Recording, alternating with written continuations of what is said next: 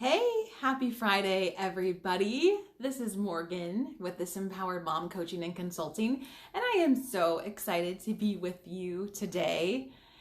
It is hot, so hot in Austin, and guess what happened to us this week? Our air conditioning went out.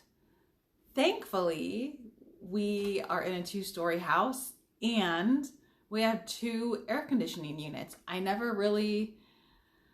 I guess I understood it, and I've never lived in a two-story house before, so whoa, sorry, gonna get seasick. But I have never been more grateful to have two AC units than I am now because, like many things coming out of the pandemic, there are shortages in the availability of HVAC units, and we need to replace both, although the AC unit downstairs is still working. So we have all been camped out downstairs for the most part, except my office is upstairs. So I can bear to work up here until about 4:30, and then that Austin heat kicks in and it gets so hot. So we learned that we will get our new AC unit. It'll be available on Tuesday. So we will have the pleasure of spending many, many more nights all camped out in our master bedroom. So it feels kind of like reliving the snowstorm where we were all camped out in our room, except with the opposite weather. So to ERCOT, I say, we took your request to use less power and we just completely stopped using one of our ACs. So you're welcome. Anyhow, you are tuning in today for the experiences that made me. And since Father's Day is Sunday and I've got two kids, I thought it would be fun to talk to you about one of the experiences that really changed my life, and that was meeting my husband, Augie. I thought it would be fun to have him on today, and he actually had to have some minor surgery on his face, so he's got a big bandage. He doesn't look quite like The Weeknd. Close. So he's chilling and recovering. He's doing really well though, so I don't want you to be worried. Anyway, here is a fun tribute to my husband, Augie. This year, this July, we will be celebrating our 15-year wedding anniversary. I can't believe it. So here's a little bit about how we met. Augie and I went to the same college. We both went to Whittier, and he's 5 years older than I am. So we were never in class together. The very first time we met was spring break when I was a junior. I was not 21 yet, and he and some of my really good friends were all going to Vegas. And I was staying at my friend's house over spring break because I had just gotten a job at a restaurant and had hours and didn't want to miss my shifts. So I was house sitting. And I remember this very distinctly. I was waiting for some other friends to come over, and I was sitting on the porch reading the history of South Africa for one of my classes, and then up walks Augie with his bags ready to go to Vegas. And I was like, who's this guy? And didn't really think anything of it. We said hi. I was too young to go to Vegas and do anything. So I stayed back, and time went by, and I still kind of thought like that was a cute guy that was going to Vegas, and he was going with some of my friends, and I asked about him a little bit, and it didn't really go anywhere. And then we kept meeting. We met over the summer. We happened to be at the same party, and maybe that's because the party was at his house. That would make sense that we were at the same party. I didn't know it was his house. So we hung out again, and then we met at a bar in Huntington Beach, and that was Fred's. Every time we met, like, we had a parting that was unexpected. Like, it was like we were never quite finished hanging out. And at Fred's, he had to go put more meter in the meter for parking, and then he couldn't, so he left again. And finally, it was homecoming at Whittier College. It's a very small school, so they still have a homecoming court, and I was the homecoming queen. And I was feeling very bold and empowered, and I saw Augie from way, way, way across one of the fields, and he was there for an alumni water polo game. And my friends say that I literally like ran up to him. I think I still had a crown on, and I invited him to a party that we were having at our house. And after that, that was a pre-party to a hotel party. It is like that song remixed to Ignition. And we were all supposed to go to this party, and Augie and I ended up hanging out, and we never went to the party, and we didn't think that any of our friends would really notice, except when everybody came home, the front door was still wide open because they had left it open for us to leave, and we ended up hanging out all night. And really the rest is history. It is hard to remember what my life was like when Augie wasn't in it. We dated, started dating officially my senior year, and then are still together. That was in 2003. So we definitely did not have, you know, a relationship without any bumps. And if you've been following my blog, I wrote last week on the last day blues, and I wrote about how I had a relationship in college where whenever my long distance boyfriend and I hung out, the last day was always really rough. That wasn't Augie. And I did the same thing with that relationship after Thanksgiving break. We were very much together, and I went home for Thanksgiving break, and he stayed in LA. That's where he lived. And I convinced myself over the course of those few days at home that Augie would forget about me and that the relationship wasn't real. He was going to have, you know, Thanksgiving break without me and forget about me and not want to be my boyfriend anymore. And I think that's because my relationship with Augie was really the first one where the stakes felt high, where it felt like this could be something real and legit. And I did not want to deal with any disappointment or any letdown. So I wrote this story in my head that things were over before they even started.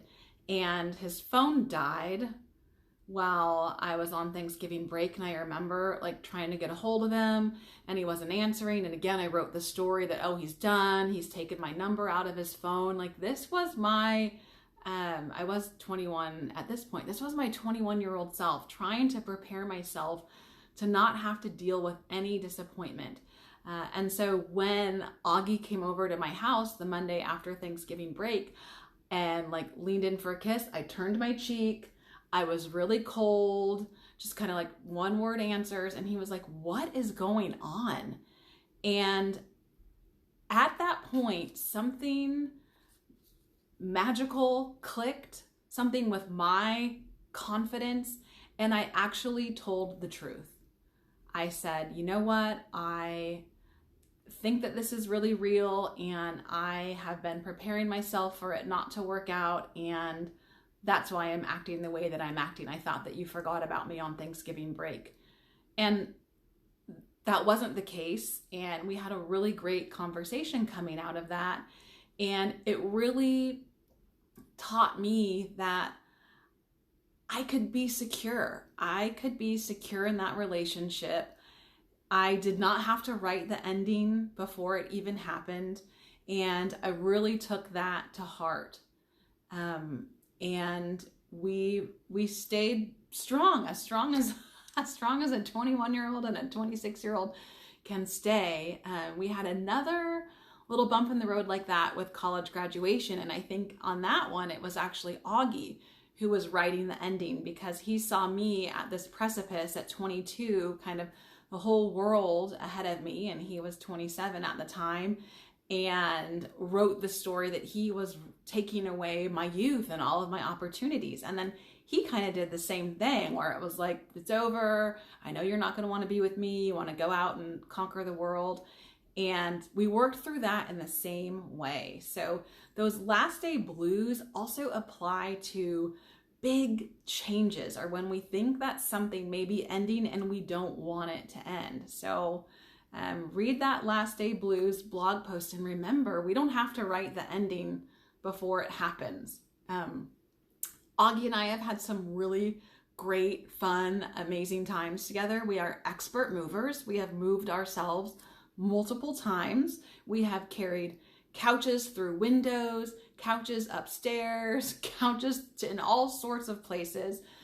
We've taken many trips together. I think one that kind of solidified our relationship was an early trip to Vegas that we took. It was pretty easy to drive to Vegas from LA, and normally it was like a 4.5 hour drive, and we went with a bunch of friends and we rode together on our own, which I thought was a pretty big deal. And there were huge wildfires all throughout Southern California and into Nevada, and the drive home took 11 hours. 11 hours. We were in a new relationship in a car together, and we survived it, and we laughed the whole time. And it was before you had GPS on a cell phone. We had brick phones. So I really think that that trip kind of made our relationship. He's an awesome dad. He loves our kids. He loves me. We have a really great partnership, and it's one that we work on.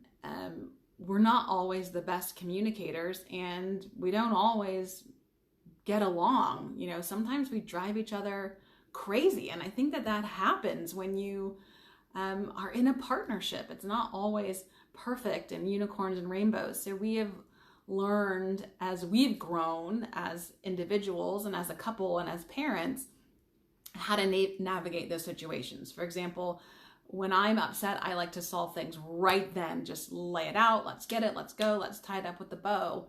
And that's not Augie. He really likes to take time and think and process. So in our years together, we've learned how to compromise with our communication styles. And it's the same with our kids. He is the partner for me. I think my family said they knew right away as soon as they met him that he was the one. My mom says I said that, like after the first time I met him. I'm gonna remember that, but sweet. And like I said, I can't imagine my life without him. So Augie, I love you. Happy Father's Day. Looking forward to the next long forever that we'll be together.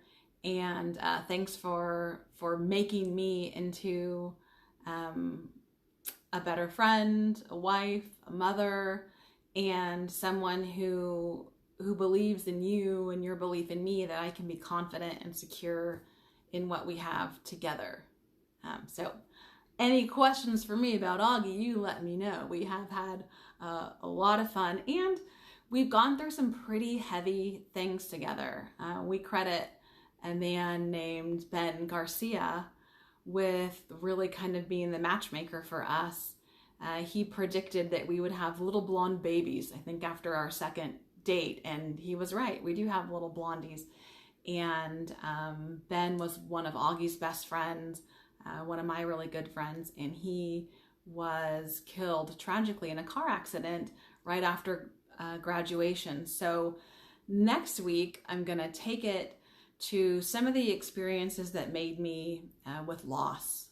And Augie and I have had loss together. I've had loss independently, and the way that I've navigated those losses, I think have shaped me, and hopefully what I share with you will help you get to know me a little bit more and know my perspectives, and maybe help you if you've also been through loss or are experiencing loss. But that's a topic for next week. In the meantime, I hope you all have an awesome weekend. Again, feel free to reach out with any questions. I'm an open book. And if you're in Austin, stay cool, stay hydrated, and take care of yourselves. And I will see you all next week. Bye.